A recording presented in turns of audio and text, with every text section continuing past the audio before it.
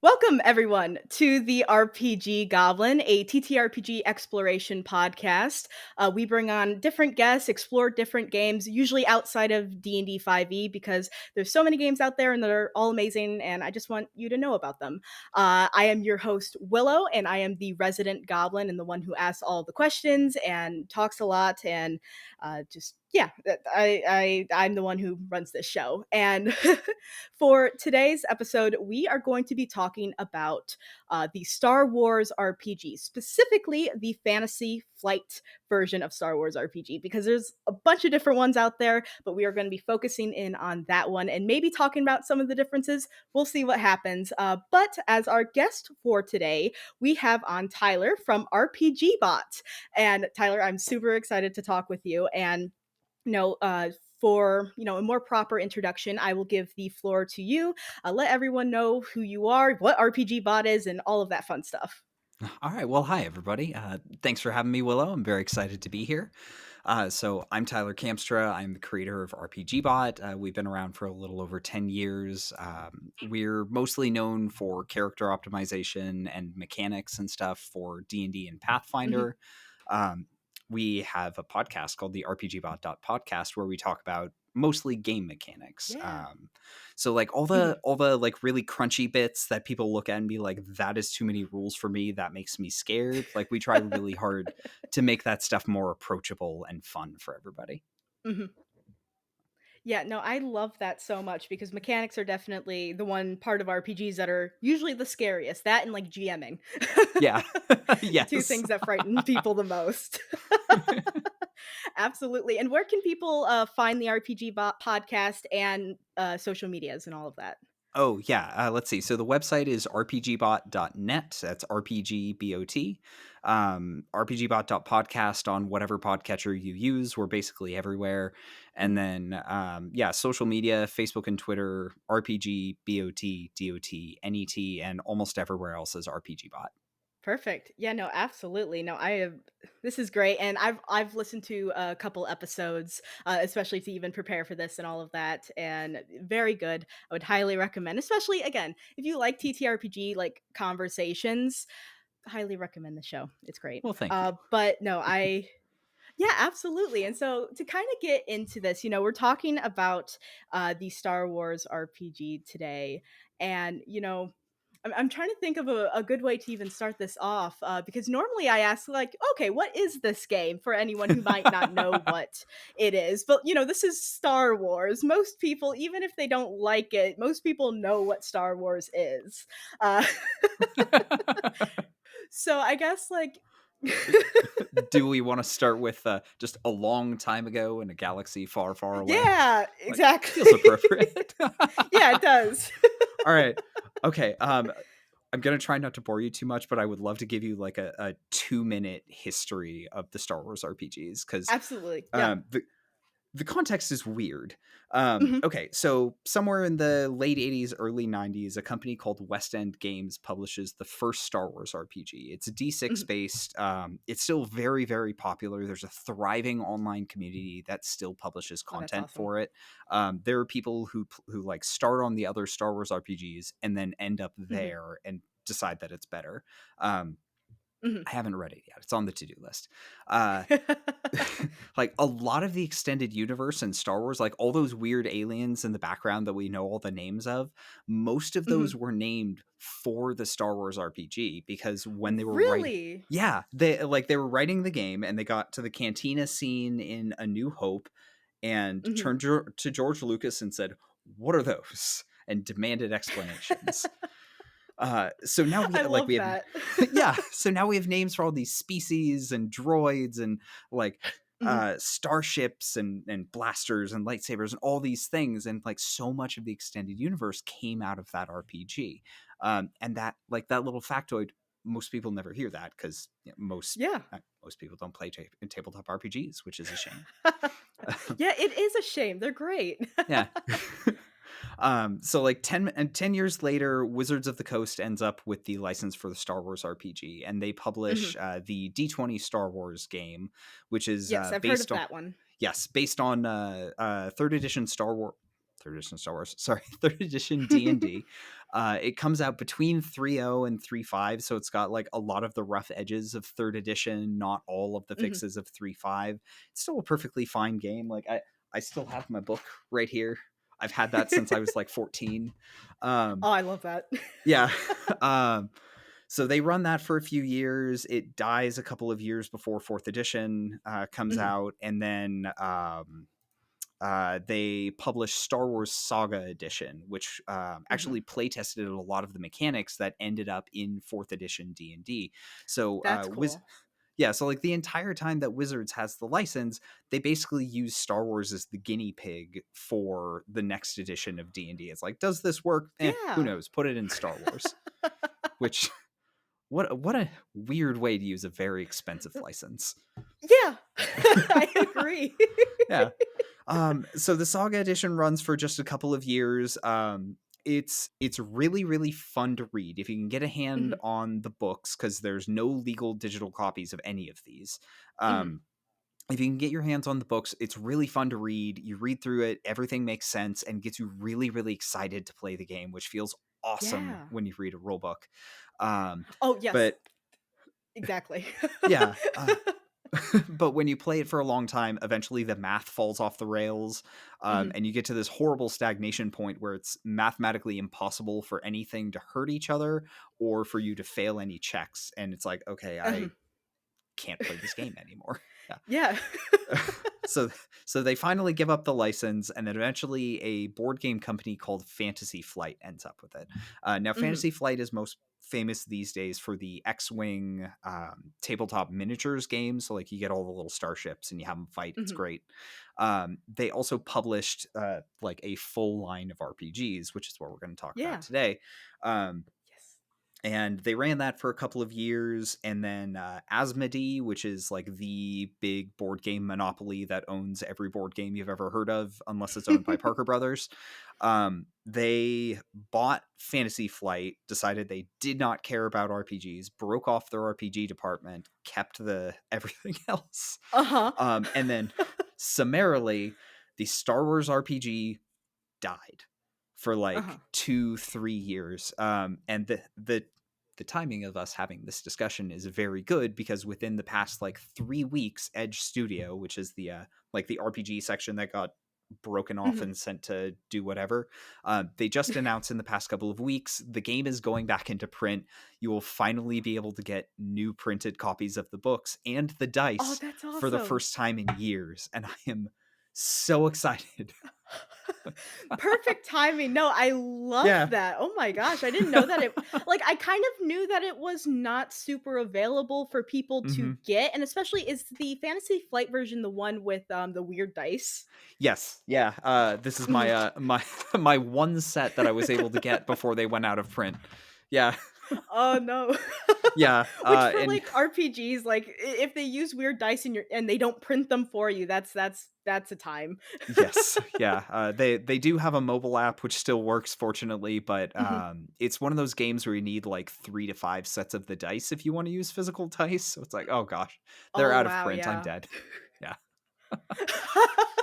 I'll just suffer, oops. Yes. No, that was a great history lesson, oh my goodness, no, that Thank you. was amazing. Yeah. I was actually gearing up to start writing character guides for the game, and like I needed to Mhm, get my head straight, so I had like mhm. a 10-page long history written up for all of this, and like Yeah. I got the first rough draft and I put it down. I'm like, okay, I'm gonna give it a couple days, come back and read through this for everything, Mhm, and then like put it down. Next day they announced that Asmodee bought Fantasy Flight and broke off the mhm. RPG department. It's like, well, that's into the trash can. Oops. But hey, a revival of it now, hopefully. Yeah. Yes. No, that's awesome. I'm so glad that it got picked back up because, I mean, like, Yeah. Star Wars is clearly a huge fandom, and having a Yeah. TTRPG for that is amazing. No, that's awesome, and actually, I'm really curious of how you got into the Star Wars RPGs originally? Yeah. Okay. So I started with D&D when I was like 11, Mhm, and found out there was Star Wars RPG like 3 or 4 years later. I was mhm, in I must have been in a game store. I honestly don't remember the specifics, but Mhm. I see Star Wars role-playing game on the shelf. I am buying that. It is coming home with me. I that's kind of how I've lived my life. It's like I Yeah. see an RPG on the shelf, I want it, it's coming home. Explain It is now honestly. mine. It goes on the shelf and it Yeah. stays there to look pretty. Yes. It's the best part of these games. Yeah, the books are so nice, especially when like the They spines all are. look nice and they look good Mhm. together, and then like eventually you realize that the 5e books, the little red flag on them, or they're all different heights. It's like, oh Mhm, mhm, no. mhm. Yep. I don't know why they made this decision. I don't know why they did it. Like, Yeah. they have their own books to reference. Like, they're right Yeah. there. The suffering that has caused. I noticed it for the first time when I bought, like, a whole bunch of the books and I put them up on the Mhm. shelf. I'm like, "Wait a minute. Yeah. Something's wrong here." It's so much pain. So I can respect people putting the effort in to make them look nice. Yeah, yeah. Especially because, like, I'm a huge like, if I can get the physical book, I'm always gonna Mhm. get the physical book because it yeah, make it put it on the shelf, you then have it, and Yeah. I'm and it seems like you are as well a reader of TTRPG books, Yeah. even just casually? Yeah, I'm at the point where I'm reading like a full game probably once every other week. Um, Yeah, that's like, amazing. which is, uh, it's too much. It's too much reading. I do not have enough time in the day to read a 300-page book every other week, and I do it Mhm. anyway. I love it so Well, much. because It's it's fun. yeah, Yes! yes. Like, Oh, I'm so glad that someone understands because I've uh-huh. never been, like, a fiction reader. I've always Mhm. liked nonfiction, and when I got, like when I first started to get into, like, actual TTRPGs outside of D&D, I didn't really read the D&D books too much, but, like, Monster of the Week was my first one. I read through the whole thing, and I'm like, "This is amazing," and so I've, like, read through about half the games on this shelf here, and I read a Mhm. few up there, and I love it so much. It makes me so happy to just like read about all the mechanics and the little bits and Yeah. rules and yeah, I love it. Oh, yeah, it's a good hobby. It I love really this. is. Yeah. Just a bunch of people loving games. No, Yeah. I think it is fantastic.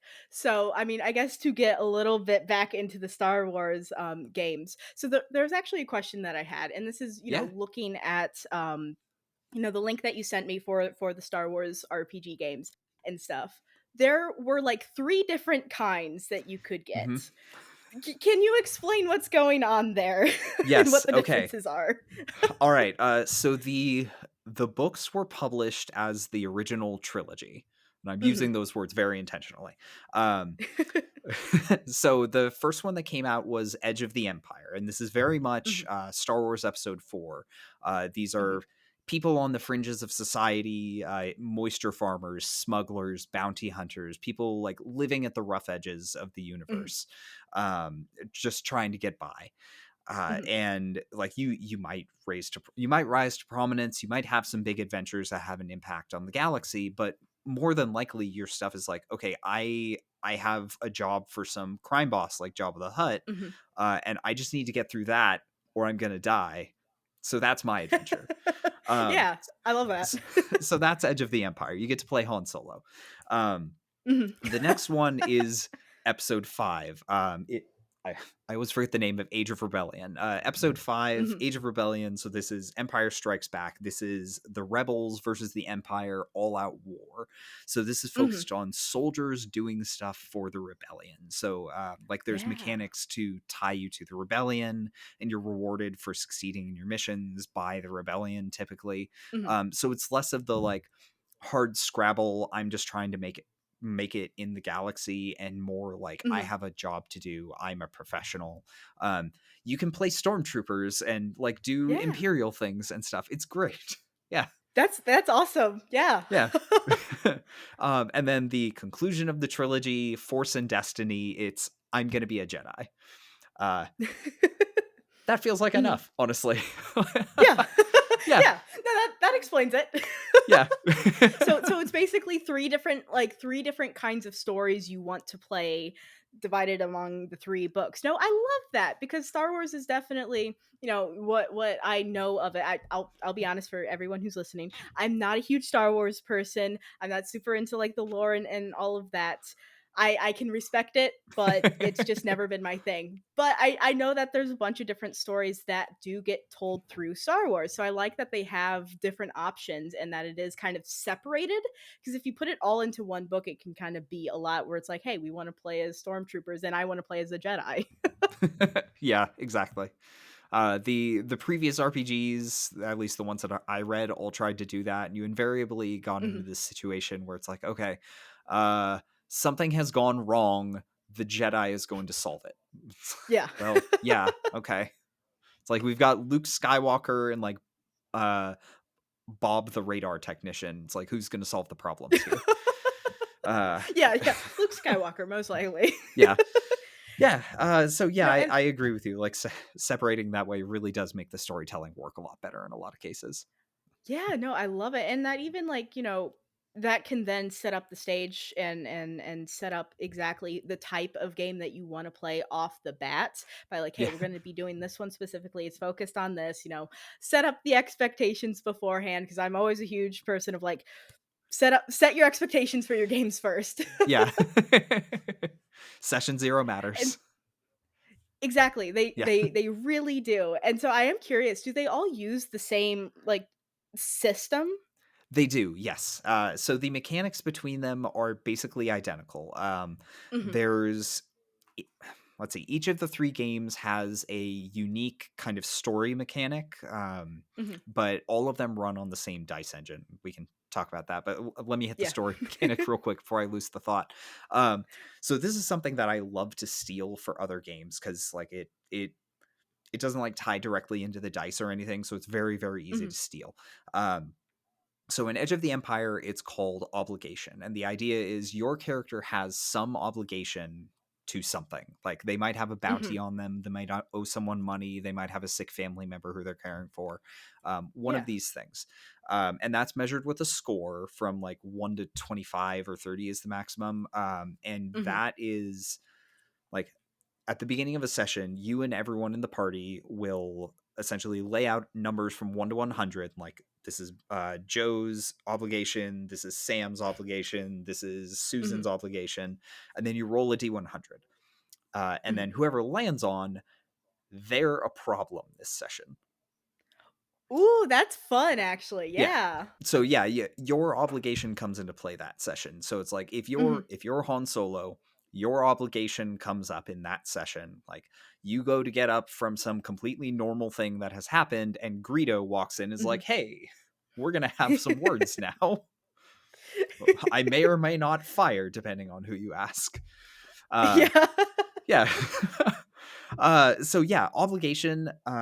Absolutely fantastic to steal in any RPG. Mhm. Just if you want to make characters backstories matter, you can just sneak Mhm. that in into your game. Even if you never actually tell your players, you can just run that in the background. Yeah, um no, I could totally see working that in even, like, immediately, I, like, thinking, like, "Oh, man, that could work in the Monster of the Week game I was running," like, where you yeah, just kinda exactly. roll in the background, like, "Hey, this person's thing's gonna pop up." And that's a fun way to even randomize it happening and, you know, if you need to, if you roll, like, the same person several times, you could just switch it to someone else if it's like, "Oh, this is too heavy on the one person." Yeah. But, Oh, like, so no, that's actually really fun. yeah, so it even has an elegant way to handle the like I've rolled somebody too many times thing. So Mhm, um when you start the game, like if you're pirating this for another game, just take the number 80, divide that by your number of players, and divide that evenly among mhm, everybody. That's their starting obligation. mhm. Every session that they're not rolled, increase their obligation by 5. If you're rolled, Oh, drop it by yeah. 5 times the number of other players. So, like, everyone Mhm, who doesn't get rolled, their piece of that bar gets bigger and bigger until they get hit, and then it mhm. shrinks real fast. So you're like just That's actually naturally really going, cool. yeah, yes. Oh god, it's such a good mechanic. I love it so much. It That's, just like, works. really cool. Yeah. It does, like, even just the way that you're describing it is like, yeah, no, I can see exactly how that would work, I get Mhm. like, and they thought about all of the other options. They thought of like, what if someone gets rolled too much? Yes, I Yeah. love that. I want to steal that now. Yes, Yeah. please. um, Next let's see. long-term game. Yeah. Oh god, it's so good. Let's see. So, Age of Rebellion and Force and Destiny both have their own story mechanics as well. Hmm. Age of Rebellion, it's called duty, and like you have a duty to the rebellion or to the empire. Hmm. I haven't played this one, so I don't quite grasp duty quite as much, but Hmm. my understanding from reading it, basically, like you work towards your duty. Every time you succeed in a major way, the rebellion rewards you. You get like a Hmm. fame buff essentially, and that gets Hmm. you some rewards. Um, so there's a constant incentive to work towards your long term goals for whatever type of duty you select when you create your character. Yeah, I like that too. Yeah. Which And makes sense. then Like, yeah. No. Sorry, I'm just like thinking through it, and I like the theme for that because it can be easy if you're playing a game where they have a duty to fulfill. yeah, It's very easy for that to become like a side plot and to kind of forget about it, and like yes, and obviously this game focuses on it, so that probably won't happen. But then they have the mechanic to literally focus in on it and be like, we're not forgetting about this. You get exactly. rewards. Yeah, That's so cool. I'm loving this so far. Oh my gosh. yeah. Gosh, yeah. I, I love these games. Like I love Star Wars. I like it a lot. Mhm. I have played every Star Wars RPG except the West End Games one. This is sincerely Mhm. my favorite for good reason. Like they're just so good. Um, I got to meet a couple of the original designers at a convention Mhm. completely by accident. Just really That's nice amazing. guys who are still really really proud of what they did. But Mhm. it's really really hard for them to talk publicly about it because anything you talk about Star Wars with the official team, they have to get it okayed by Disney. Oh, Yeah. yeah, yeah. Makes um, sense. yeah, but if you ask them about the Genesis system, which is their generic version of the same rules, like they can talk about that all they Mhm. want because it's a generic system that they own. Yeah. See, at least we can appreciate that. Thank you, generic Yes. system. Yeah, the legal freedom of shaving off serial numbers. Exactly. Let's Oh see. my Okay, goodness. the last story mechanic. So, Mhm. Force and Destiny, it's all about Jedi, light side, dark side, all that. So you have a morality Mhm. scale, which, oh god, the Oh, GM has that's to be a fun. judge of morality. Is what you did good or evil? Oh. Yeah. It does give you a table of like, here's some things that are pretty Mhm. objectively evil, and if you just stick to these, you're probably fine. Um, Mhm.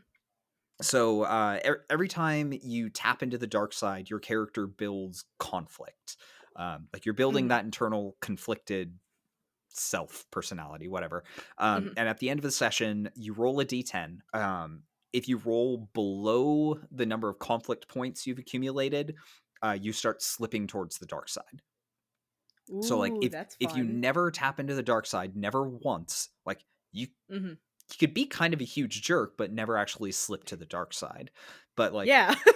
when you roll the force powers, when you're rolling the dice, if you use the dark side points to power your force abilities, you start building conflict and it can get scary really fast. So you have to manage that Mhm. over the long term for your character. Because, like, um, the guidance is you are assumed to start out as a good guy, Mhm. unless that's not the campaign you're playing. Scale of 1 to Mhm. 100.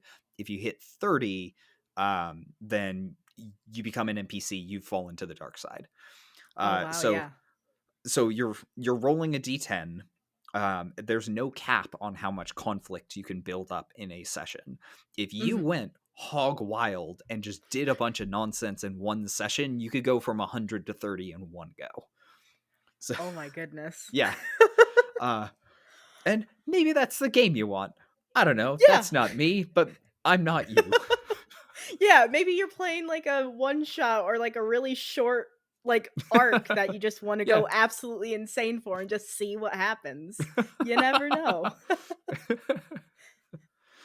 Yeah, so I so love that's the that. story mechanics. Yeah. I Yeah. like them a lot. They work great. So much fun to play with. Yeah, I think that's a great addition to even, further differentiate differentiate There there you go go. words the different games, since there are three. They use the same base system. It can be like, even though they are built for telling different stories and there's different things within them, they could still be the same. But like, that's a great way to just define them in themselves. Like, yeah, we have this huge big story mechanic. Oh, that's I I want more games to do that now. That's like really Yeah. cool. Yeah. I've seen a couple of other games try and it just doesn't really work, but like, Mhm. it's just so smooth here and it's so easy to steal. So it's, yeah, Yeah. strongly recommend If it. you could just take it from another game. Yeah, Exactly. do you have I mean, do you have any, like, examples of some of, like, other games that have tried to do it? I'm just curious. Oh gosh. Okay. Hang on. I'm going to have to rack my brains for a second. I'm not coming up with anything off the top of my head. All good. Um, let's see. So arguably D&D 5th edition. Um, So Mhm. if you hold up a character sheet and look very far to the right on the front page, there's the personality trait, like trait, bond, Yep, flaw, yep. ideal. Those. Mhm. What's supposed to happen in the game is when you play to one of those four things, and it's supposed to be five. You're supposed to have two personality traits. They give you one box Yeah. on the character sheet. Yeah, it's Um, terrible, and it's the same as yeah. the other ones. Yes. Um, so every time you play to one of those, the DM is encouraged to give you inspiration. So it's very much like, I have written Oh. down these fundamental things about my character and who they are and how they Mhm. interact with the world beyond stabbing things. And every Yeah. time you play to those, you're supposed to get inspiration. Nobody does that. Nobody knows Yeah, that I've text never exists. even heard that. Yep. I've never heard that before. Yep. That's crazy. That's a much better way to run it, like, because Isn't it? Yeah. other other than, like, picking it because you kind of have to, like, define who this character is, there's, like, no Yeah. other point to, like, having to write in those boxes. But if you have, like, a mechanical benefit, then it actually makes sense. Exactly. Why does no one run it like that? Exactly. Why? Yes. Yes. You're with me. Actually, now if I run another D&D game, I actually may do that. Like, that actually Yeah. sounds really fun. Yeah. Mhm. I'm writing Like, that it down, yeah. makes the characters' personalities really matter, and, like, Mhm. over time, your players might go, like, "I'm not having fun with this thing about my character," and, like, they might Mhm. wanna change that. Like, "Oh, look, character growth. We have Yeah. motivated character growth, everyone. Success. We've done it. Let's call it a night." I love it. No, that's so good. I This is great. Oh my goodness. I Yep. all kinds of ideas and things I wanna steal. Yeah. Like, this is one of the reasons we started the RPGBOT podcast, was to Mhm. highlight weird little rules, things like this that people just kind of overlook. Yeah. I mostly started it because I hated 5e's mounted combat rules, but also the other thing. Super specific. Yeah, you always have to have a Yes. very specific reason why you Yeah. do it, but then it's like, and then you learn more, then it's like, "Oh, I do it for all of these reasons too because this is all amazing." Yeah. Absolutely. No, I love that. So actually, no, now I need to know what was it about the mounted combat Oh, that okay. I'm going to ask you what's going to sound like a very obvious question. Um, Mhm. we'll get back to Star Wars eventually. Um, Yeah, we'll get there. imagine if you will, a horse. Imagine if you Mhm. will, you. Now place Mhm. yourself on this horse. Now, Mhm. chances are you have an idea of where a person sits on a horse. It's on the top, Yeah. kind of in the middle, right? Yep. Everyone knows what a horse is. Now Yeah. put that on a grid. Uh, like, so a horse a horse is represented in D&D as a 10-foot cube. So 10 feet wide, 10 feet long, 10 feet tall. Don't question it. Now take your Mhm. Yeah. 5-foot cube that represents you. Where do you, where on the horse? Where does it Because go? rules as written, you still have to fit into one of those 8 5-foot cubes that now makes up your Yeah. horse. So are you on, like, the left front? Are you up high? Are you down Mhm. low? Um, Mhm. Rules as written, if your horse changes direction, you just kind of float in place as it, like, moves around. If Uh-huh. you need to go attack somebody on the opposite end of your horse, you have to spend movement to walk across your horse to go get them. I never thought about this before. Yes. Yep. This this bothers me enough that I started a podcast, which honestly tells you so much about me as a person. Yeah. I love it though. It's great. It's Yes. it's a great reason to start a podcast. Yeah. And oh my gosh, if you ever want to ingratiate yourself to like third party 5e designers, Mhm. just hey, how about those mounted combat rules? Like 100% of the time, they're like, oh, they're terrible because cubes. Because cubes. Yeah. Yeah, no, I'm so like I've never had to deal with mounted combat in any of the games that I've played, so it's never been a Mhm. thought that I've had. Now I'm salty. Like that Yeah. that doesn't make any sense. Yeah. Okay. Interesting. Good choice, Uh, game. yes. Yeah, nobody uses the mounted combat rules because you read them and they're like, it's 2 paragraphs and it is indecipherable garbage. Oh no. Were Yeah. mounted combat rules better in the past, or has it always Uh, been bad? um, uh, were they better? They were different. Um, They were they I'll were take different. that. Yeah.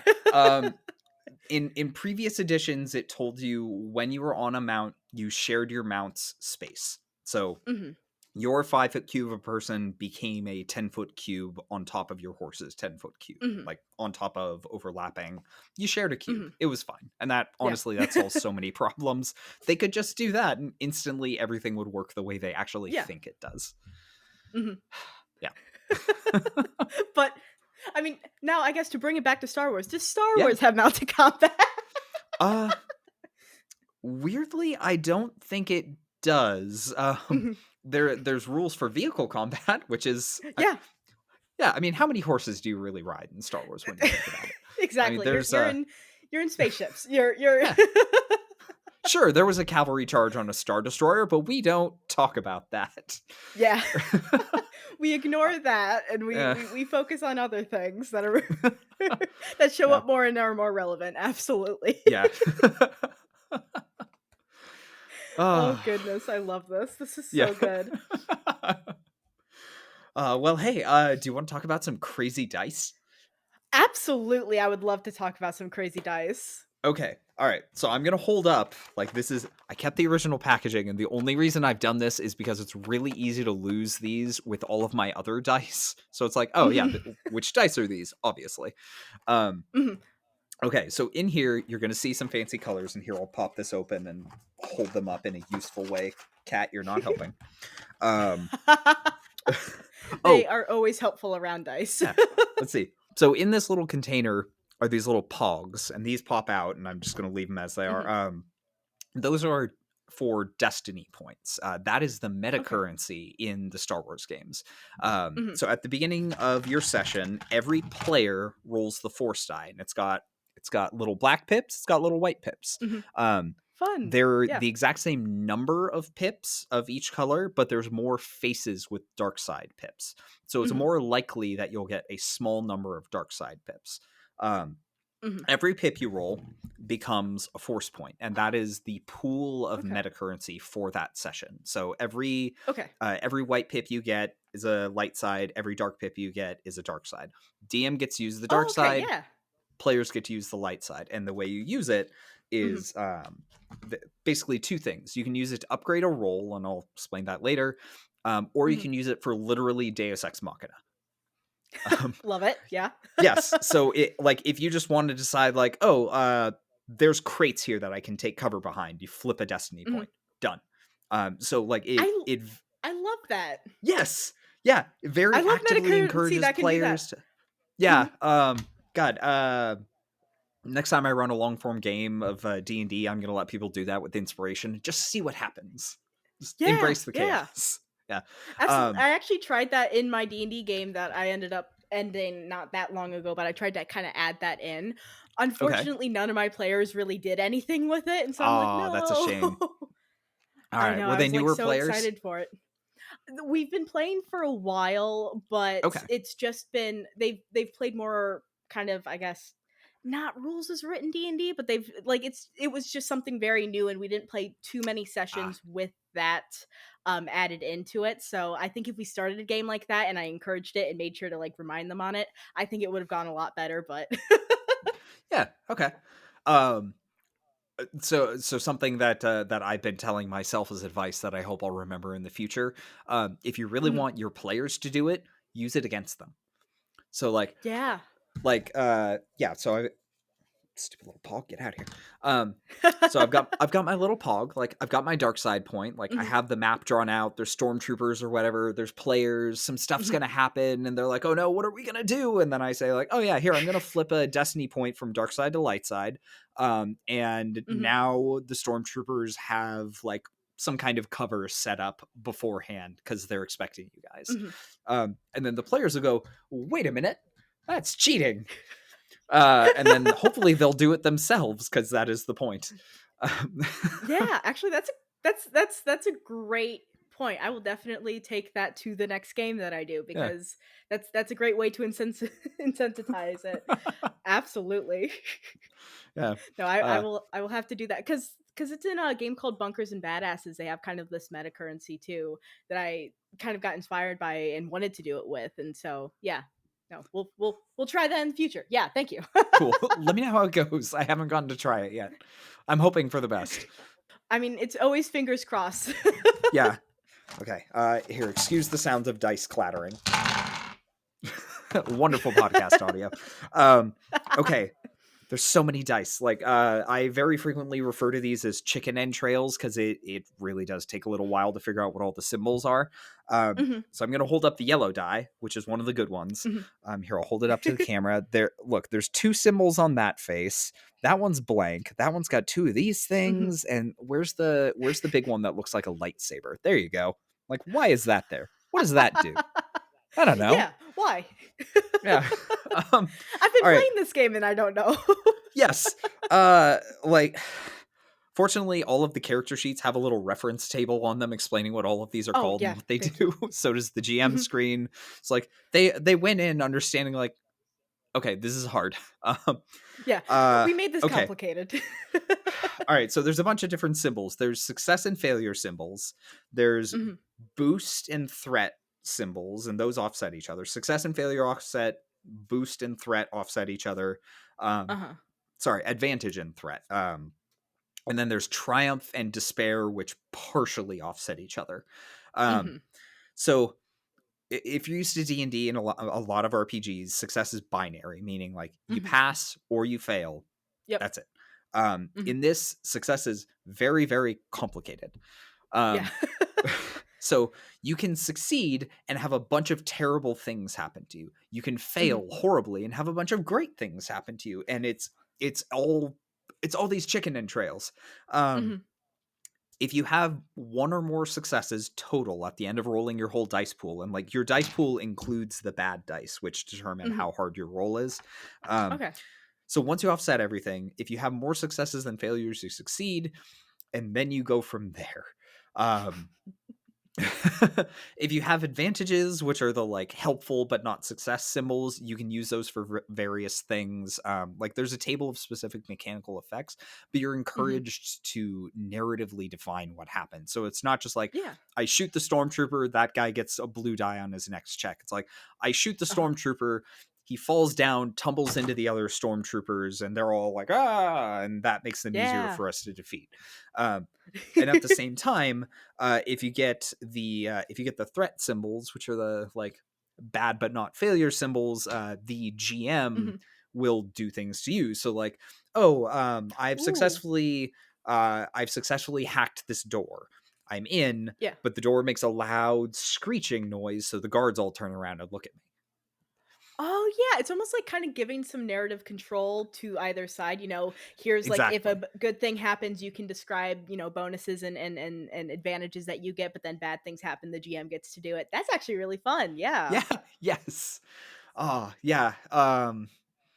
Yeah, like we don't really need to dig into like how you build a dice pool, but like Yeah. these are difficulty dice. It goes from 1 to 5, and then if you're fighting really scary stuff, the purple dice upgrade to red dice. Um, Mhm. the enemies have this thing called a nemesis score. So there's minions who are Mhm, just like stormtrooper, random security guard, people like that who you're gonna like. mhm. They're extras. You shoot them once, they fall down. You stop worrying about them. Yeah. Um, More dangerous enemies will have a nemesis score. So like nemesis 1 is like Mhm, a decently tough enemy. Nemesis 2 is like a low level boss, and like as you go up more and mhm. more, you're getting crazier and crazier. Like Nemesis 5 is like the emperor. um Yeah. and the red dice are serious business. They have a lot of failure symbols on them. You don't want to roll the Mhm. red dice. So uh so yeah, the player resolves all of the actions entirely on their own. So like the DM doesn't have to be Mhm, like, oh, you have a DC. It's like, no, you have this many purple dice, figure it out. mhm. Player rolls everything, It's does all all on of the you. math, stares into the chicken Mhm. entrails, predicts their future, and then eventually you figure out what happens, and then you start narrating. Now I do Yeah, strongly that's how recommend the TTRPGs work. yeah, kind of read chicken entrails, predict the future, start narrating. Mhm. um they have a mobile app. It's like $5, but there's a bunch of free dice rollers that you can get as well. Mhm. Honestly, just using a dice roller is a lot easier, but it is very satisfying to roll like 30 dice and be like, look what I got. I don't know, but I'm having so much fun. Yeah. I mean, that's Yeah. all that matters in TTRPGs is the more dice you roll, the better, clearly. It's it's Yes. it's how it works. Yep. uh Especially if st- you're a dice goblin, then it's like I just want all of them, and so you yeah. just have to collect them until you can roll like 100 sets at once, and it's like I Yeah. have won. There's some company somewhere that sells like a 4 foot tall dice tower. It's I Oh mean, my it's a gosh. showpiece. You're not really going to use Yeah, that, yeah. but someday I Unless. want to get like hundreds of solid metal dice and one of those dice towers and just run them all through at once and just destroy the thing. Just like, Yeah, it I would don't know die. why my first urge is to destroy the thing. But like just that feels artistic somehow. I don't know. It does. Yeah. Yeah, Yeah. no, I get it. Yeah. It's art. It's Yeah. expression. It's I love dice. I love dice towers. Let's make Destroy it a it. problem. Yeah. Yeah. Yeah. Let's ruin everyone's day with it. Yeah. Ah, Oh my goodness. yeah. So good. No, I love it. So, does the GM of the game actually roll any dice, or is it on just the Yeah. players to do it? Yes. If the GM is rolling for an NPC, so like they attack the Mhm. players or they oppose the players in a skill check in some fashion, the GM does roll, but um Okay. whoever is taking the action resolves the entire dice pool by themselves, basically. Yeah.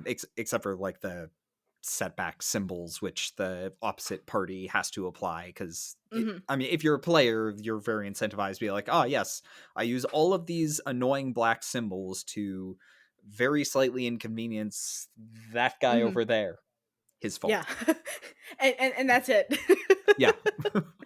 Yeah, no, I totally get that. No, I like that too because then it does give them just the full control. Yeah. Tell me what happens. Yes. I'm not responsible for this, which I definitely love in games. I'm always one to be like I want to describe my own actions. And I've played in games well specifically with like my younger sibling was like a GM for a game and I would describe all my actions and they're like you need to stop doing that. I'm like I'm sorry. I'm not trying to cuz they Stop really having wanted to fun. describe it. I'm like yeah, I know. I'm like, "No." So I became a GM and I took that power back. No. Nice. Well done.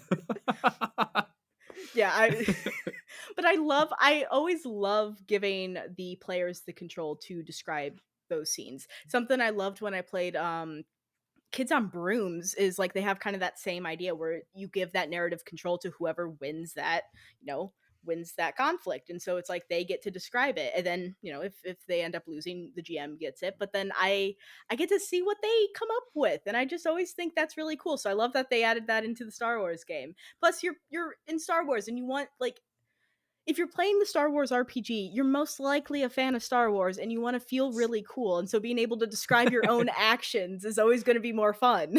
Yeah. Yes. Agreed. Uh, um, Gosh, I'm remembering one silly house rule. I've run Mhm, exactly one like really long form campaign of any of this, and I would love to do more mhm. someday. Um, one One of the day, things in the movies hopefully. is you shoot a keypad and it locks a door. So Mhm. just spend a force point. That's a thing. If the door is closed, it is Yeah. now open and stuck. If the door is open, it is now closed and stuck. And Mhm. my players had so I much love fun it. with that. Yeah, like it feels Yeah. on theme. It just works. Like Mhm. it was a good time. I'm sure It's there were just probably a couple times that it went wrong, but yeah, it's great. yeah. I mean, of course, it's a TTRPG. It's gonna go wrong, but but it's just the small things like that, especially when you're like a fan of the media that it's inspired by, or it's directly, inspired by. Then you can add those little things as house rules if it's not in the actual game, and it just Yeah. it makes it more fun, and I just really enjoy that.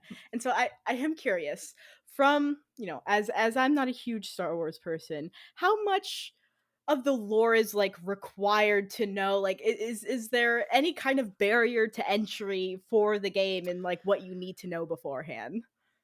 Um really not that much, honestly. If you've seen the Mhm. original trilogy, you definitely know enough. Um Okay.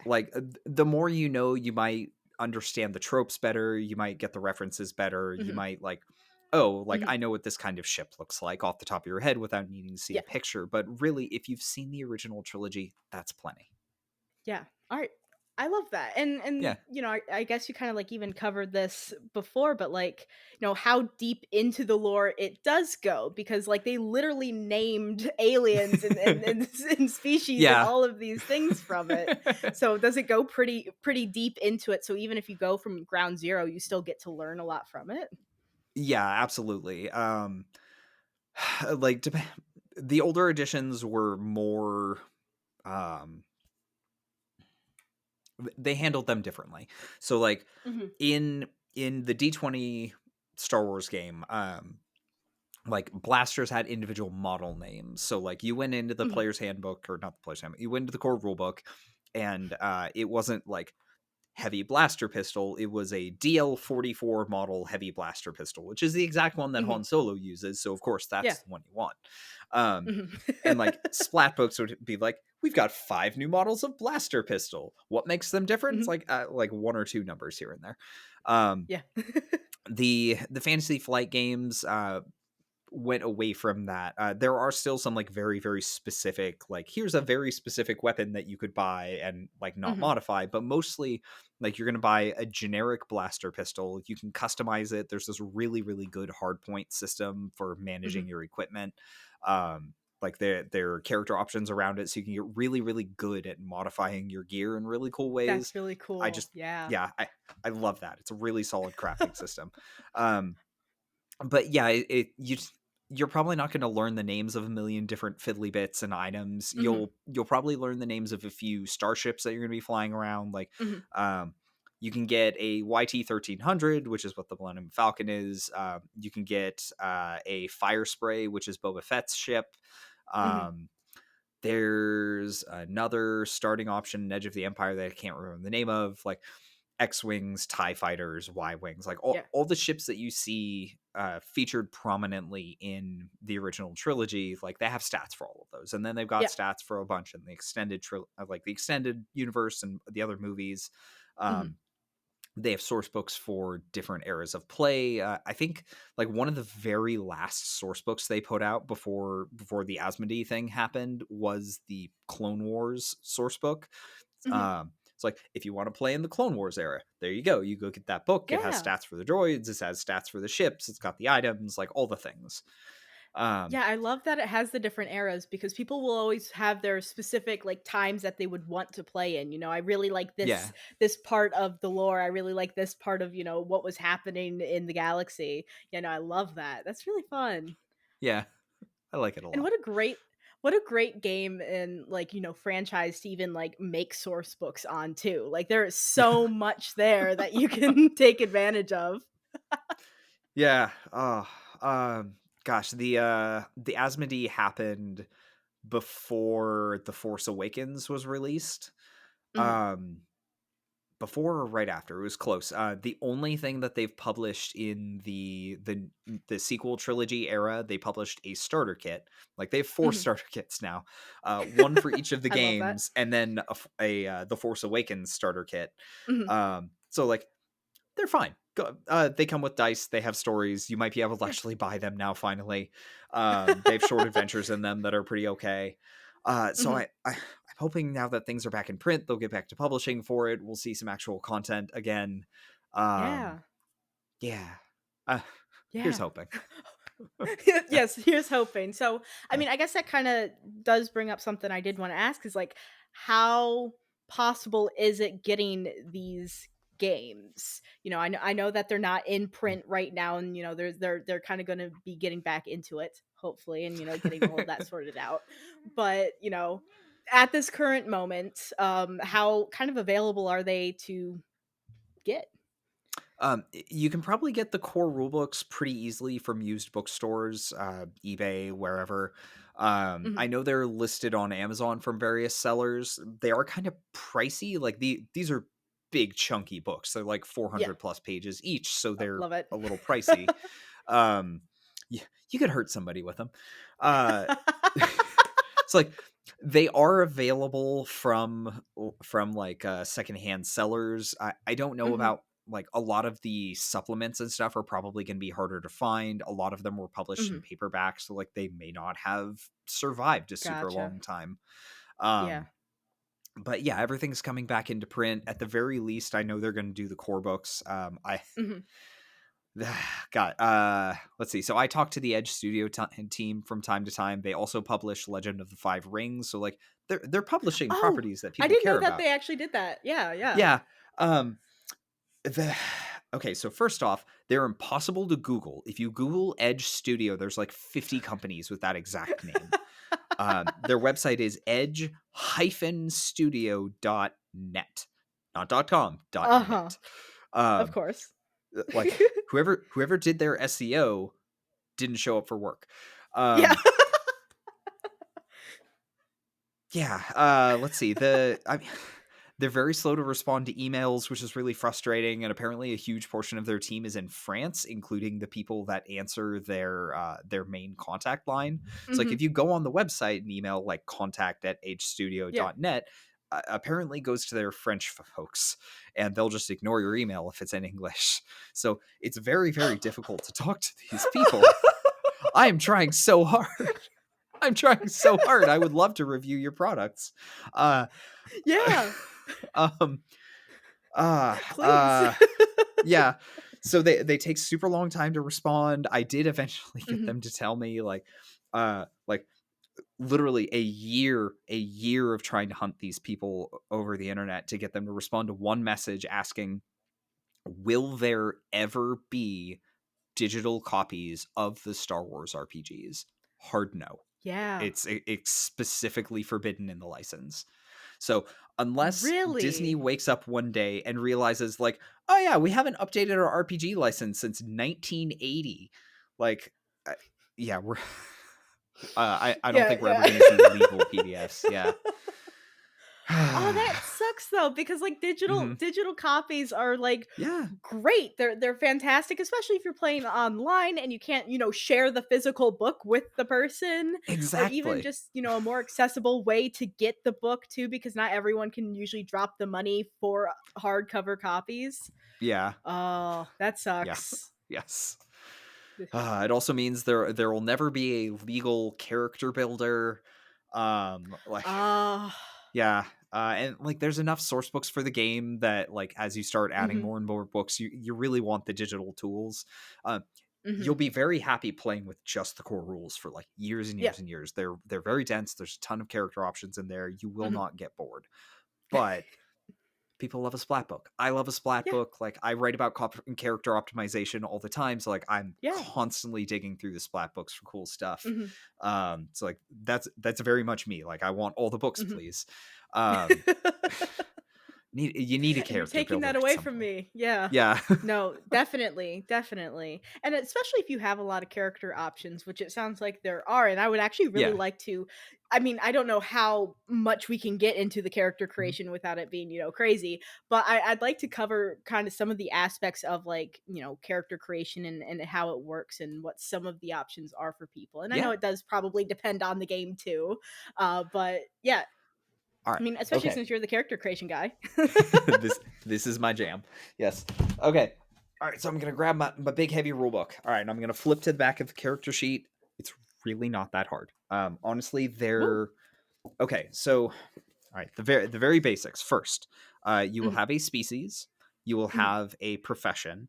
mhm. And then within your profession, you will have some number of talent trees. So, like, Okay. if you're thinking D&D terms, it's race, class, subclass, but you can have multiple subclasses. Mhm. Um, Okay. Advancement is point based, so you'll get experience points and then use them as a currency to purchase improvements to your character. I love that. Yes, Yes. that's a very fun way to do S it. Yeah, so it's very customizable, and experience is based on play time, so it's not like, "I have to go Mm, kill a monster to get 50 experience so I can be level 20, please." mhm. It's we have played a 4-hour session, you Mhm. get 20 experience. There you go. Yeah. I like Yeah. I like that. So it's wait, so it's, like, based on, like, actual, like, real life playtime? Yes. Yeah, so I if you have a That's shopping fun. episode, you still get XP. Yeah. Yeah. We love it. Yes. Alright, okay, so I'm gonna flip to the character sheet. Alright, okay, so staring at the character sheet, there are 6 effectively ability scores. They are called characteristics Mhm. because everyone has to have a different name for it, of course.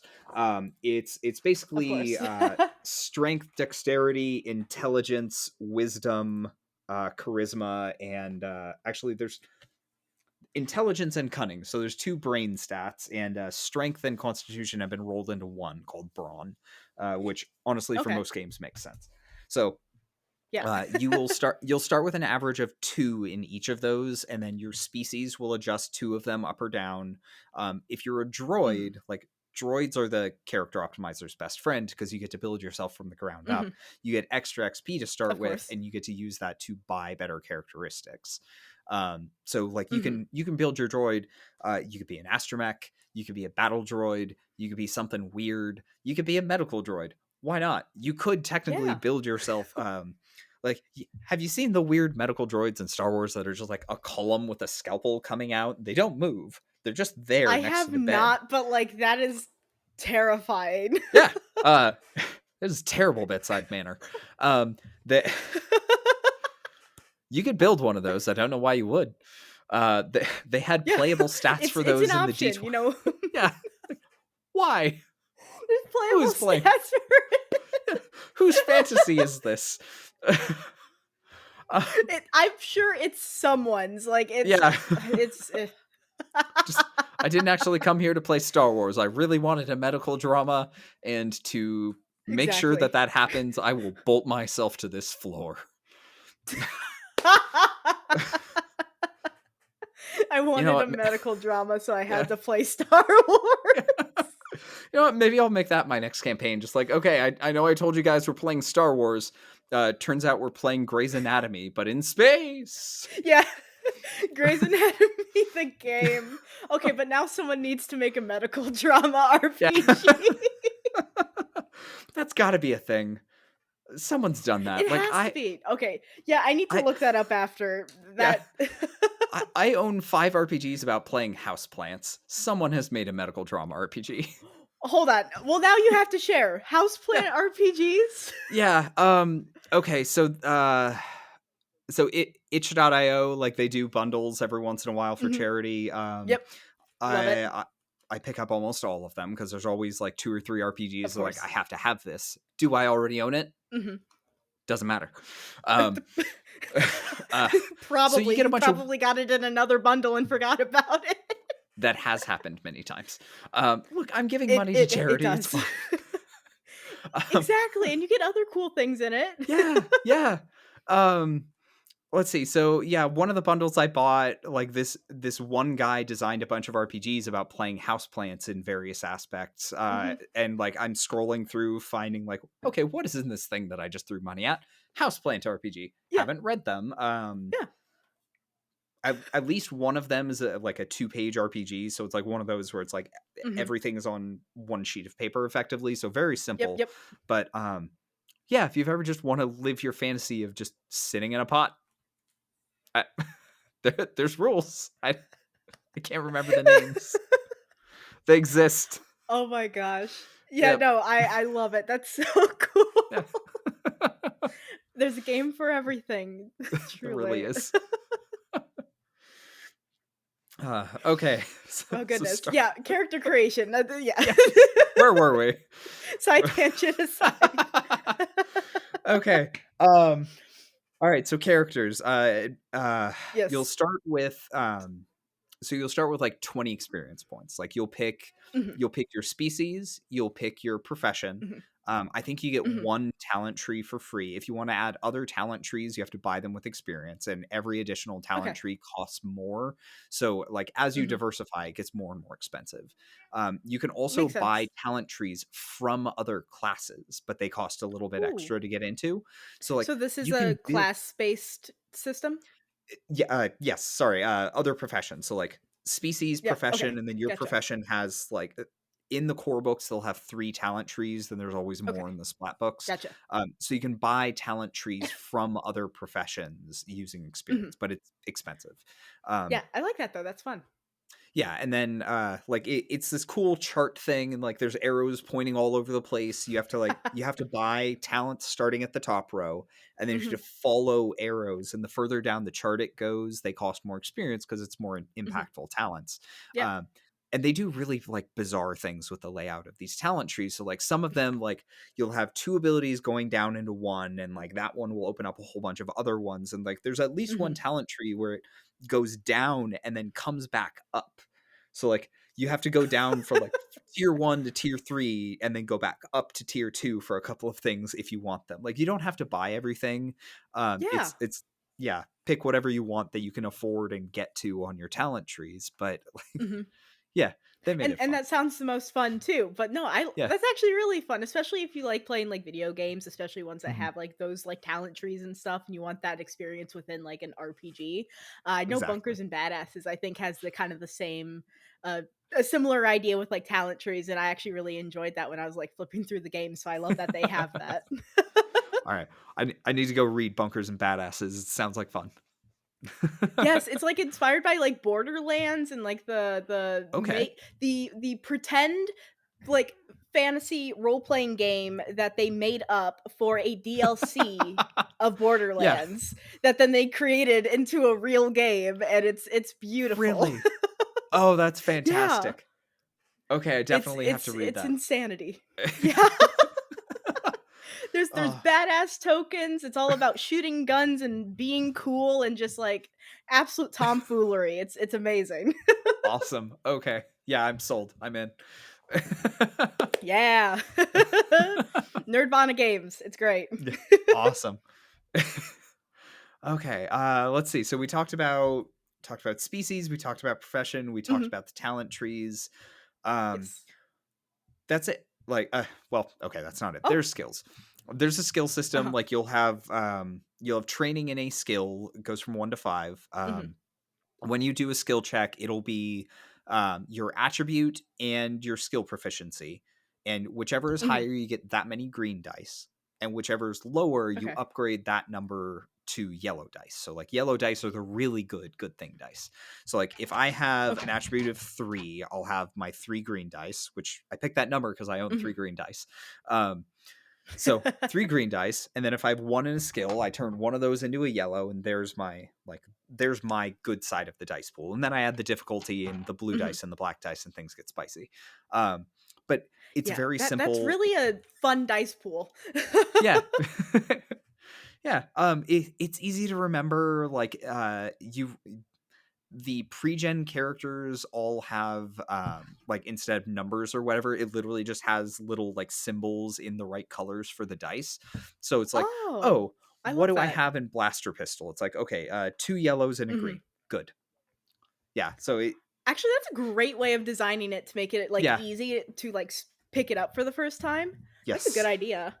Yeah. I strongly recommend the free quick start rules. I Mhm. ran I ran the free quick start adventure for Edge of the Empire just sometime in the past like 3 months for my group. It took like Mhm. 6 hours. They had never played before. Um, we had a Mhm. great time. We fought a bounty hunter. We broke several laws. Um, just yeah, good times were had by all. Exactly. And how did they like, so how, like, I guess, complexity of getting into a Mhm. game varies so much between people, but how did they find, like, getting introduced into it and playing it for the first time?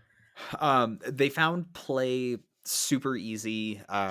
Mhm. Like the pre-gen character sheets were awesome with the like, oh look, here's what each of these dice are. Here's what I have for each thing that Mhm. I roll. That was all super easy. Um, One of the biggest challenges, my printer started printing colors wrong about halfway down the sheet. So so Oh, everybody's no. share sheet was fine at the top, and the bottom, it's like everyone would be like, "Is that a pentagon or is that a circle? I can't tell. And I'm not sure what dice this." Oh, yeah. So that one's on me. I need to fix my printer. Mhm. Um, and then That's I so only have odd, just the bottom half. yeah, printers, man, printers. Uh, I only had the one set of physical dice, so, like, we played with them for, like, a couple of dice rolls, and everyone was like, "That was great. We're all gonna Mhm. go download dice roller apps now." Yep. And a lot of the dice roller apps will do the math for you, so you don't have to, like, look at all Mhm. the little pictures and figure out, like, "Okay, what are my chicken entrails telling Yeah. me?" It'll just tell you, like, "Oh, yeah, you got 2 successes and a threat, figure it out." And Mhm. that sped things up a ton. So, I as bet. much as I love my Click Clack Math Rocks, like, the dice roller app really does make it a lot easier. Yeah, it simplifies it, makes it less of a headache, especially for new players too, where it Yes. can be a lot. I mean, I know some when I was playing in like public games and like new players would come and they're like, I don't know what Mhm. any of these dice are. So especially if you're like dealing with new players who just know absolutely nothing, that makes it a lot easier. Yeah. Absolutely. Yeah, the die I mean, even just your standard, like, 7 polyhedrals can be Hmm. intimidating, but, like, Oh, for you show sure. people a couple of times, like, I taught my mother-in-law to play, like, it's not that it's not that Oh, hard. Yeah. Uh, I I love it. yeah, she took me to be a guest player at her home game when we went home for Christmas this year. I had so Hmm. much fun. It's great. Yeah. What game were you playing? They're playing 5e. They're running Hmm. through Lost Mines of Phandelver. Oh, fun. Yeah, they're like halfway through it, so I came in and like Yeah. they're all almost completely new players, and the guy running it runs the Hmm. local game shop, so he's like, I know everything, Aw. and I'm holding so many Yeah. hands. And I came in, and I'm like, all right, I'm gonna teach you how to break stuff. It was great. I'm gonna teach you how to have the real fun. Yeah. Yes. No, I love that. That's so fun. I mean, like, teaching, like, parents or grandparents or, like, Mhm, older figures in your life to play these games, I just imagine to be, like, the sweetest thing. I've tried with my own parents. They mhm. rejected it, and it was so sad because 'cause I'm like, "It would be Oh, so fun, please." yeah. It's not for everyone, unfortunately. Yeah, yeah. Uh, uh, next I love that it. I'm gonna try and get my parents to play a game called No Thank You Evil. It's from Monty Ooh. Cook Games. It's Mhm. specifically geared for kids, so like very low Yeah. complexity, Mhm. not a ton of focus on combat because children. Mhm. I've played it with my daughter and one of her friends. We actually played our first game at a convention. It was like I have my children with me. Let's do a thing. Yeah. It was great. Let's do this. Um, That's so awesome. like any children's media though, like when you take the children out of the room and have adults Mhm. play the game and you look at any of the fiction beyond like that very surface layer, like things can get really dark and spooky and weird and fun. Yeah. um so I'm gonna see if I can rope my parents into that sometime. That would be awesome. Yeah, no, absolutely. Yeah. Yeah, maybe I'll try to get mine to play again because like we started off with like, Lost Mines Mhm. actually. We did Lost Mines and Yeah. not everyone's cup of tea is even that fantasy genre, so like try maybe something a little bit different that might connect with them better, something that Yeah. also is maybe geared towards more simplicity. No, I love it. That's so fun. Man, I love these games. This is great. This Same. is fantastic. Like seriously, thank you so much for like agreeing to come on because this has been Yeah. amazing. Again, I was so nervous about Star Wars because just like again, like anything lore heavy. I was the Mhm. same way with the Lord of the Rings episode or the One Ring episode that we did. Just because like Yeah. Lord of the Rings have also not been a thing I've been super into. So like I was nervous, lore wise. I didn't want Yeah. to like not cover something that might be important to people that would want to know, but no, this has been fantastic. Yeah. Well, this has been a lot of fun for me. Like, I love Yeah. talking about these games. I hope more people start playing Star Wars now that they're going to be back in print. Yes, I really hope so as well. Yeah. Uh, I want to see official actual play podcasts from like Yeah. Edge. I want to see people really get into this cuz like the game is so good and like Mhm. the generic Genesis system that's like again shave off the serial numbers. People seem to Mhm. really like it cuz like the dice Mhm. pool system is awesome. Like once you learn Yeah. to read the chicken entrails, it's just so much fun. So yeah, I hope it makes a big And dice comeback. pools I are hope always people great. love it.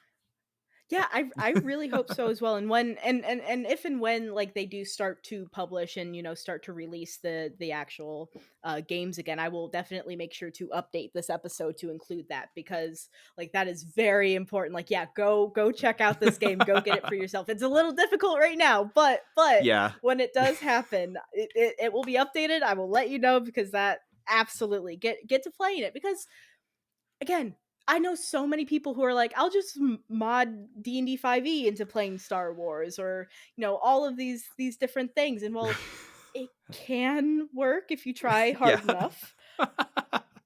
More power to you if you want to go Mhm. through the pain of that. But like, if there's actual games that support those stories and are made for it, why not play them when they're available?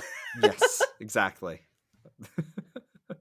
I love it. And so I am curious though, we're talking about a lot of Mhm. like what you love about this game. I'm curious if there's anything within the Star Wars RPG that you don't love as much that you might want Ooh. to like maybe warn people against or at least like if it's just something that you even have a personal gripe with. Yeah, okay. Okay. Ship combat isn't fantastic. Mhm. Okay. How to describe this politely? If you want to die, get in an X-wing. Um like Okay. uh let's see. So like there's fighters, like there's fighter sized ships. Mhm. There's like medium sized ships, like your transport ships, your Millennium Falcon, Mhm. etc. And then there's capital ships. So it's like really those three groups. Mhm. Um, Okay. the fighter sized ships are flying coffins. If you are hit once, you probably die. Oh, Like oh. straight straight up ship blows up outright dead. And you might think, but what about shields? Shields Yeah. suck. Um, okay, a typical shield, what it does is it adds one of these black dice. On this black die, Mhm. there are exactly two failure symbols, meaning you have a 1 in 3 chance of your shield preventing damage. That's Okay. not good. Oh no. Yeah, no. Yeah. Um, so so what you want to do if you're ever in a ship to ship fight is you want to be in a transport, because they'll Mhm. have like 2 or 3 shield dice. They'll have a whole bunch of hit Mhm. points. Mhm. Instead of just exploding, like their systems will go down, and like you can have somebody on the ship repairing the system as you're in the fight. So like, Mhm. um, if you're on a transport, it does a really good job of keeping everybody engaged in the fight. So it's not just like, oh, good, we're in Yeah. space. everyone's going to take a nap except the pilot. No, it's like the pilot has to Uh-huh. fly the ship. Somebody has to be the co-pilot to manage the systems and the power levels and all that. Mhm. Like somebody has to be going around fixing everything as it breaks. Everybody else gets to use the guns. And that's weirdly Yeah, like I the love least that, actually, important that's really job. fun. Yeah. Yeah. Yes. So like everyone's busy, assuming there's enough like activity Mhm. points on your ship, which most of them there will be for like 4 or 5 people. But yeah, Mhm. don't get in an X-wing, you'll die. Warning for everyone. Cat. My cat is being a cat. She Oh, has yeah. opinions. Yeah, of course, they always do. Yes. Yeah, she actually says, "Yeah, you actually do get into an X-wing." Yeah, that That's the strategy. that feels right for her. Uh, Yeah. we'll call this one I the mean displeaser beast. She's angry, displeases me, and she's also hard to catch. Uh, I love it. Amazing. No, I'm so are there any other elements for, like, ship combat? Because I love that, like, people have different roles Mhm. and that it actually matters. Because I think that's a really cool visual even in my head of, like, Yeah. everyone having their own individual jobs and, it's hectic, a battle, all of that, and everyone's got their thing. But is there other aspects to it? Let's see. So in a lot of campaigns, your ship is going to be a huge part of the party. Like it is, Mhm. it's your Winnebago in space. It is Yeah. simultaneously your home and also your method of transportation in most cases. Yeah. So like people get very attached to their ships and like, um, Mhm. one of the things that can happen is like, oh, you rolled obligation, like you owe somebody money for the ship, they put a boot on the ship, so you've got to go deal with that before you can leave the planet or whatever. um like in the books, after the character sheet for people is the starship character sheet, because you gotta have a starship. Mhm. So like you Yeah. can modify the ships, decorate them, name them. There's a bunch of different models that have different stats and benefits. Mhm. They are ludicrously expensive. Like buying a ship is a plot event. It's not something you save up money for. Oh, yeah. So generally, like Makes you sense. start the game with one and you try really, really, really hard to not let it blow up. Because if you do, you're probably grounded until the GM gets nice. Oh, man. Yeah, that's tough. Yeah, But then it means that you do have that extra element of needing to make sure to take care of your ship and actually taking exactly. on those roles instead of it being like, "Oh, we just wanna deal the most amount of damage we can, get the Hmm. combat done because it's probably gonna still damage your ship." No, that's fun though. It's resource Yeah. management. It's managing, like, your home even. I love Yeah. it. Oh, that's fun. Yes. Yeah, I like it a lot. And so, like, are there ways to, like, repair it either through you repairing it or you can go to places to repair it too? Yeah, yeah, you can basically, I think the skill's called mechanics, if I remember right, and you repair like the hull Mhm. points, and you can repair broken systems, and depending on like how damaged the ship is, it gets harder and harder to repair it.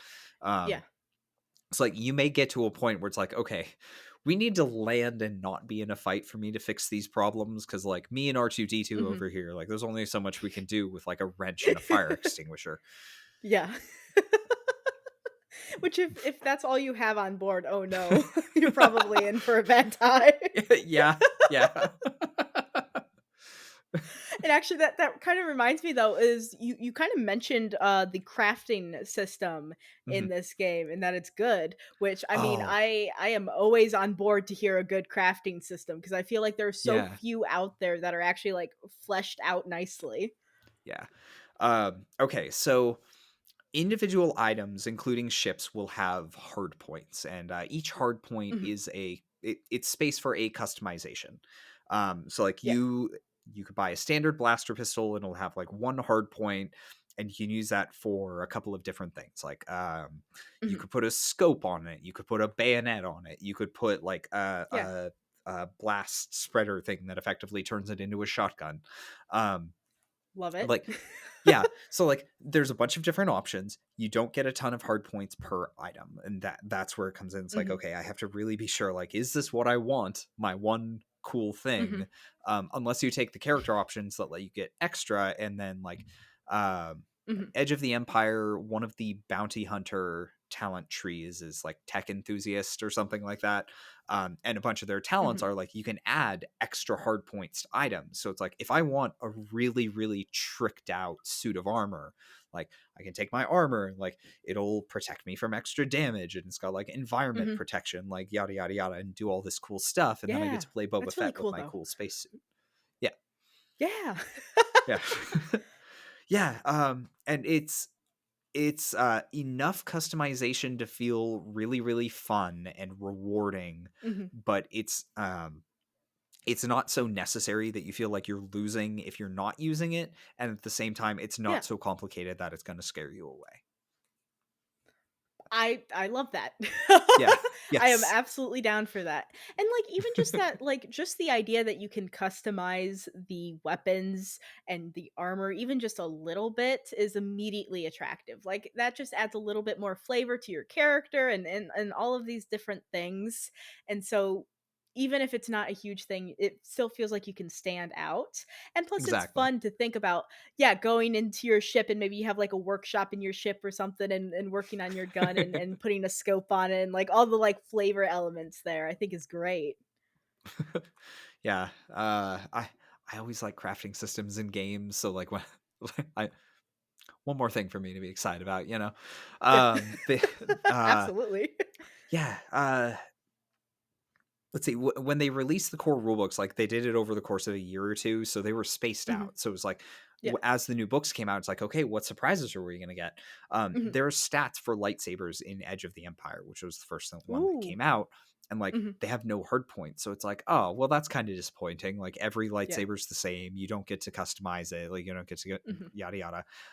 And then they give us Force and Destiny, and they have two hard points, which like little tiny tube of metal. Where Yeah. um so, so it's two hard points. They adjusted the stats. You can customize it to get back to the stats that are in Edge of the Empire. Mhm. Um, and like when you look at it, you realize, oh, the lightsaber they gave us in Edge of the Empire is incredibly deadly. Like Yeah. they chose the meanest modifications to write in there.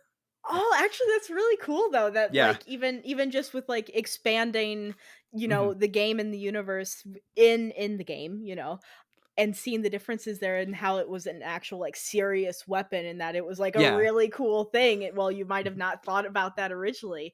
Oh, man, that's Yeah. fun. I love that. Yeah. Um, okay. Let's see. So I'm gonna jump back to the dice pool for just a second. Yeah, Okay, absolutely. so in You are combat you always can allowed to score talk about critical. dice. Yeah, in combat you can score critical hits. On these little boost Mhm. aid whatever. I can't remember the names. Good God, there's like 8 different symbols. Bear with me. Yeah. Nope. So the You are like good. the U shaped, like the fancy U shaped symbol that's on the Mhm. blue dice and the green dice and the yellow dice. Um, you can use that to like cause environmental effects, buff your allies, things like Mhm. that. You can also spend those symbols to score critical hits. Now, a Yeah. typical weapon, you need to score like it's 4 for unarmed strikes, 3 for most weapons, 2 for weapons that are really good at critting. Mhm. The lightsaber in Edge of the Empire, you only need 1. So so you crit constantly with these things. And even Oh better, my. you can crit multiple times on the same attack.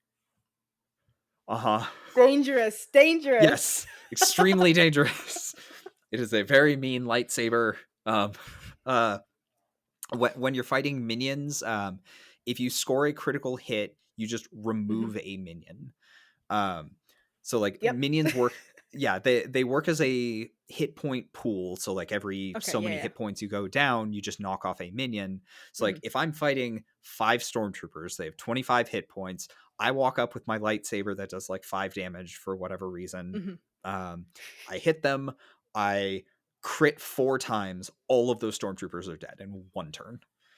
What, like, a fantastic visual, though. Yes. Like, because, Yes. like, you can think of those scenes that happen in the Yeah. movies where it is that, and so making it easier Yeah. that It- is that's it's a so really cool. good design. Yeah. Yeah, no, that's fantastic. Oh my goodness. I you have like very thoroughly convinced me that I need to get these games because Yeah. you just being excited about reading them, you sharing the Mhm. mechanics and how like cool they are, like absolutely, please. Yes.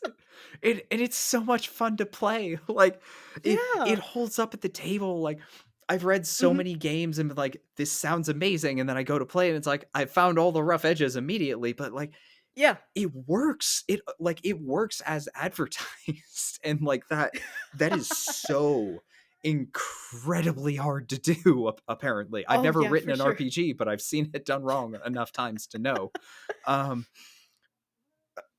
yeah, just Yeah. overwhelming excitement for this game. Absolutely. Actually, I'm curious if you have any like really cool stories from like times that you've played the Star Wars Oh. RPG that you would love to share because please. Yeah, yes, That would be okay, awesome. alright, so my last campaign, I I centered it heavily on a pirate space station. Edge of the Mhm. Empire, Amazing. uh let's see, I set it before episode 4, so it was like Clone Wars are over, the Empire's really just ramping up, so Mhm. things haven't gotten super bad yet, but everyone's recovering from Yeah. the Clone Wars. So like stuff's going missing, there are lost ships and lost space stations and droids places and Mhm. soldiers going AWOL, and like everyone's trying to figure out what's happening. Um Yeah. so the pirate space station is a semi-derelict medical space station which appeared for exactly one episode in the Clone Wars TV show, and none of my players Mhm. had watched it at the time, so I knew, I was like, aha, fertile ground for theft. um Yeah. They won't even know. yes, so formerly medical space station, now turned like basically smuggler's den in space. Mhm. They end up there, they have all kinds of adventures, sometimes they get sent off to other planets to do stuff and then come back.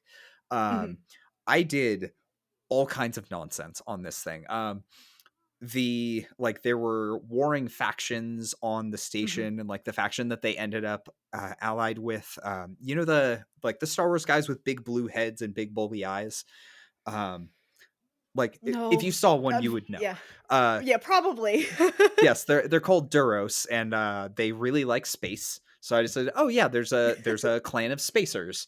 Mhm. And my players obviously wanted names for all of these NPCs that I had conveniently forgotten to name, because of course I Of did. course. Yeah. Yeah. So I named all of the characters after members of the Wu-Tang Clan. Um and let me tell you how well I knew my players. None of them caught on. None of them. Oh my gosh. Yeah, Yes, not one. yes. Cheating, all of the little things. Like, you dare to ask for names of NPCs that I didn't prepare Yeah. names for? This is what you get. Yes, I never came up with a good answer for what ODB stood for. Uh, didn't come up. Um, let's see. The lower levels of the So good. ship were like sealed off, and they ended up down there like on some fool's errand I sent them on. Mhm, And I had a secret colony there of clone troopers who had like mhm. okay, we're done with war, we're leaving, we're gonna go hide somewhere. And basically they had formed a society, and like people had moved in, and like they had children and stuff, but like you look Oh, around and that's so every cool, adult yeah. male has the exact same face. And just just to ramp up the crazy, they had a cult and worshipped the disembodied head of an astromech droid. So like think R2D2's disembodied head carried around on a litter Mhm, that made all of their mhm. decisions for them. uh Beautiful, beautiful, I absolutely amazing. I ripped off Romeo and Juliet like very, very blatantly. Like the players looked at me like 10 minutes in, like, is this just Romeo and Juliet? I'm like, yes, obviously. What do you Yeah. think I am, writing this? Good God. Yeah. Um, You think I was the one who thought about this idea? You yeah. think I like, I'm using my brain? No. No, this is theft and whimsy. Um, Mhm. yeah, so I ripped off Romeo and Juliet, and I made them officiate the wedding. Um, That's so so like good. they Yeah. had to steal Romeo and Juliet away off into space on their ship to conduct this Mhm. wedding, and the player who had been designated the captain officiated the wedding. And like we ended the session, and I said, okay, when we come back, like next session, we're going to start with this wedding ceremony. And I expected like, Yeah. oh, I'm going to put them on the spot. They're going to do something like they're going to have real deep feelings and do something emotional. Um, Mhm. no, uh, um, my, No. our captain came back and recited from memory the marriage speech from the Princess Bride.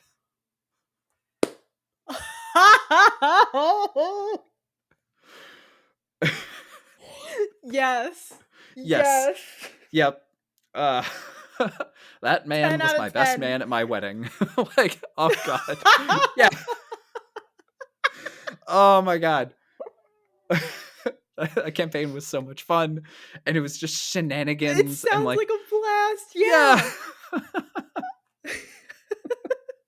Was this the uh, long-term one you were doing, or was this something a bit yeah. shorter? Oh, no, no, this was Oh, like 6 to 8 months we ran this, I think. So yeah. yeah, like we really got to dig into the system. Like everyone's characters were Mhm, all like cool items that they'd customize, and like they'd built up all these talents, and like mhm. uh it was real good. Yeah.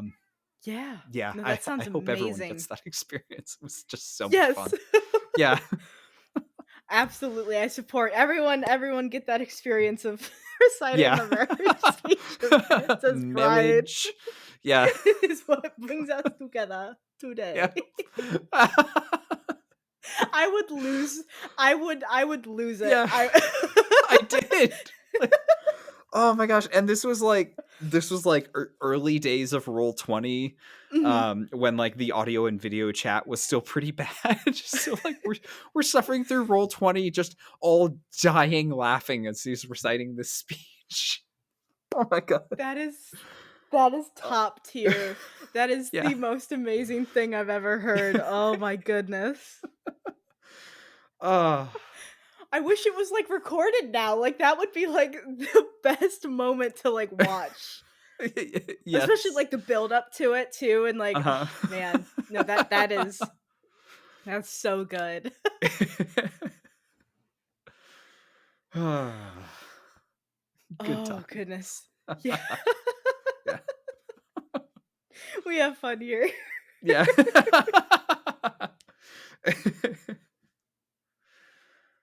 Oh, goodness. What just absolutely fantastic. Yeah. Good lord. I Yeah. love it. Though I think we're probably kinda getting close to having to wrap up soon, Yeah. which is terrible because this has been super fantastic. This has been amazing. You have been a Yeah. blast to talk with, and, I have a few things that I'd like to cover before we fully wrap up, Sure. like, just amazing, absolutely fantastic. Ugh, let me get a drink of water here real Yeah. quick. So good. All right. Yeah, no, awesome. But I do want to there's like a final question that I like to ask, but before that I want to like check in if there's like anything specific about the Star Wars RPG that we haven't mentioned yet, that you think is important, you'd like to mention, even if it's just something you really like. Is there anything before we kind of get to the last thing? Um, let's see. We mentioned that the Edge Studios website is a pain to find. Yeah. Edge-studios.net. Um, Mhm. let's see. There are free quick start rules for all 3 versions of the game. They all come with Mhm. pre-gen characters and an adventure. And Okay. like they have a rules primer, which is most of the how to play section. So like if you Mhm. want to know if you're actually going to enjoy these rules, just go download the quick start rules, read through that. Yeah. It's like 20 pages of rules, I think, which is, I mean, That's not bad. that's a, yeah, it's not bad. It's a pretty decent chunk of content to give away. Mhm. Um, so yeah, there's 3 free published adventures that you could use to try before you buy. There are the Mhm. starter kits. I haven't played them, so I don't know how they actually play out in practice. All of the Mhm. core rulebooks also come with a starter adventure. So it's like, Oh, yay! Yeah. yeah. So counting the sequel trilogy starter set, there are 10 introductory adventures available before you have to start writing That's your own insane. content or buying a purchased adventure. So like there's a ton of Mhm. ways to get into this without spending a dime. really do use a dice roller app. Like if you can get your hands on the physical dice, they're really fun for like the first few minutes, and it's like, okay, this too much addition and subtraction and remembering what all of Mhm. these are. Just use a dice roller. Um, Mhm.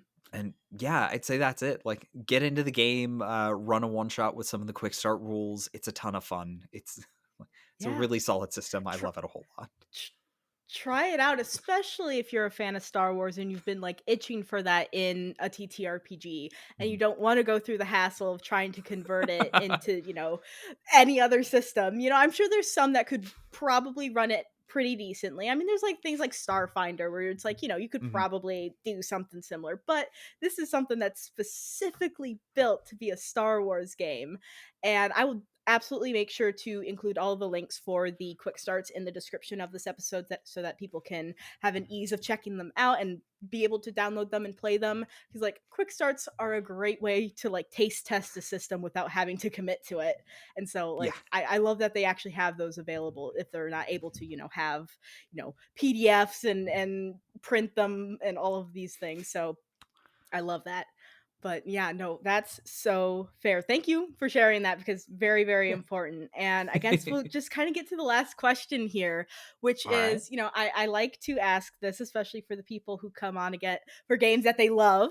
But, if you had to, I guess, sum it up into one thing, what do you love most about the Star Wars RPG? What do I love most about the Star Wars RPG? The the mechanics of the game do a really good job building a shared story, without sacrificing, like, mechanical depth. So, Hmm. like, I really like mechanics. I love character Yeah. optimization. Spend a lot of time doing those things. Um, the character building is incredibly satisfying, and you get to build Hmm. something that feels really, really unique to your fantasy for your character.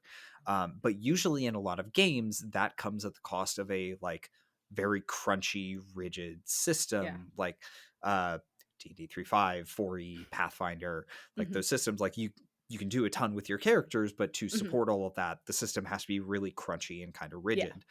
um they've somehow managed, like, characters can still be really customizable and interesting and effective, Hmm. but the core rules of the system, like the narrative rules, the dice system, that all still encourages improvisation, collaboration, like using Deus Hmm. Ex Machina to just like, I'm just going to change a scene by flipping this pog.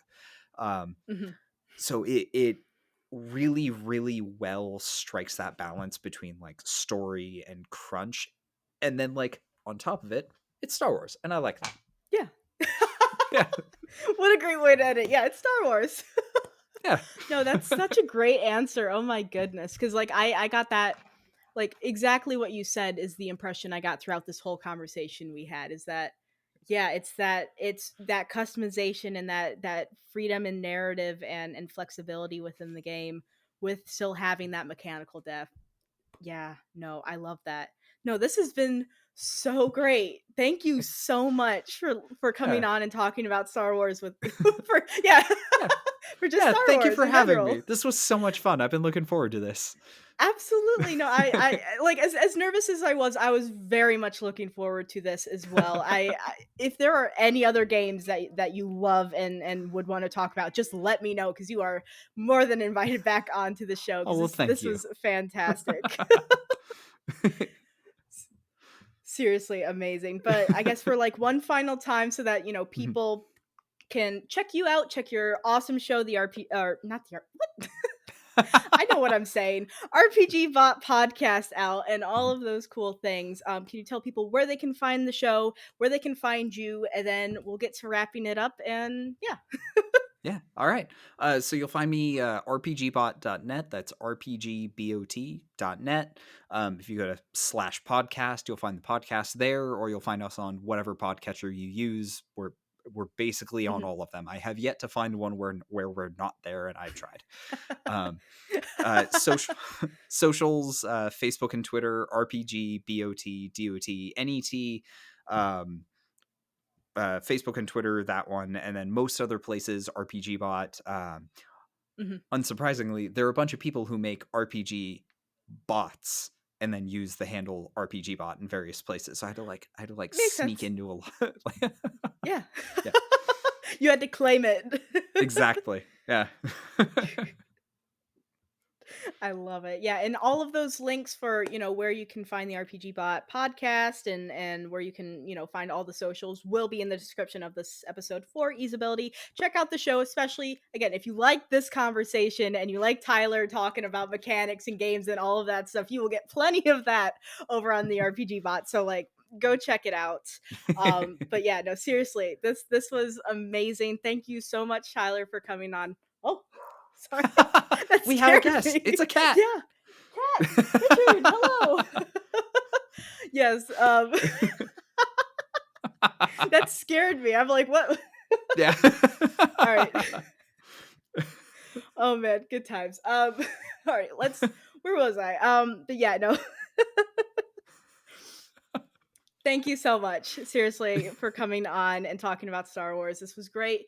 Thank you, Tyler, and thank you everyone for listening. I hope that you had a great time listening to this episode. Go check out Star Wars RPG, especially when they start printing and all the quick starts to just try it out. And yeah, and check out Tyler and the RPG bot too, because you need to. It's required at this point. So yeah, thank you so much for listening. Thank you, Tyler, and we'll wrap it up there. So bye.